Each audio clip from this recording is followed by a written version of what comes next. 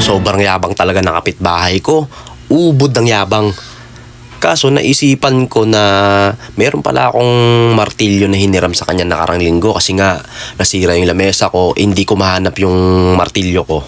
Kaya naisipan ko na manghiram sa kanya. At eto nga kahapon, no, naisipan ko na isoli ko sa kanya yung martilyo at saka kumprontahin ko na rin siya kung ano bang problema niya sa akin.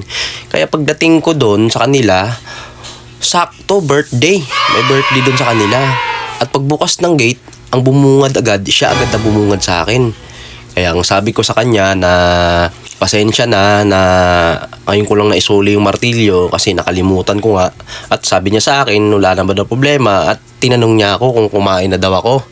Ang sabi ko naman, hindi pa kasi nga nagluluto pa ako.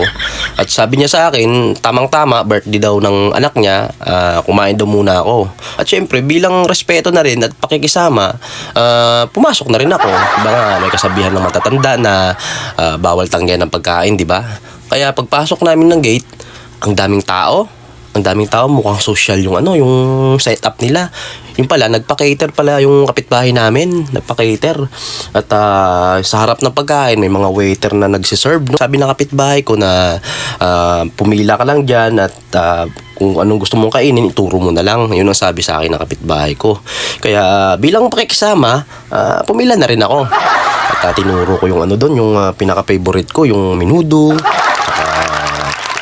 chapsuy, lumpia, at saka meron pa siyang lechon belly.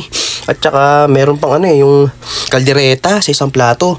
Punong-puno yung plato ko. Talaga namang sinulit ko na kasi lahat ng naka-display doon na pagkain is mga favorite ko lahat. Kaya, at ito na nga, pagkatapos, akala ko naman yung cake ay para lang sa mga bata. Maya-maya mayroong isang waiter na lumapit sa akin, inabutan ako ng cake na nakalagay sa maliit na plato. At saka, binigyan din ako ng 2 dessert. Yung masarap ng dessert nila kasi yung dessert nila ano ba yung dessert na yun na nakalagay sa maliit na cup? Coffee jelly at saka yung fruit salad. Ayun, busog ako. Sabi ko sa sarili ko, saktong-sakto kasi gutom na talaga ako. At ito na nga, pagkatapos nilumapit sa akin yung kapitbahay ko. Tapos naisip ko na ito na siguro yung pagkakataon na kausapin ko siya. Kurontahin ko siya kung ano ba problema naming dalawa.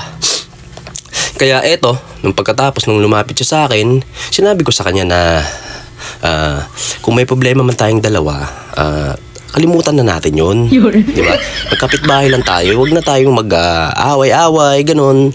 Pagkatapos nun, umukay naman siya, nagkasundo kami dalawa, nagkabati na kami dalawa. At kagandahan pa doon, pag uwi ko, binigyan niya pa ako ng nakabalot na, nakaplastic.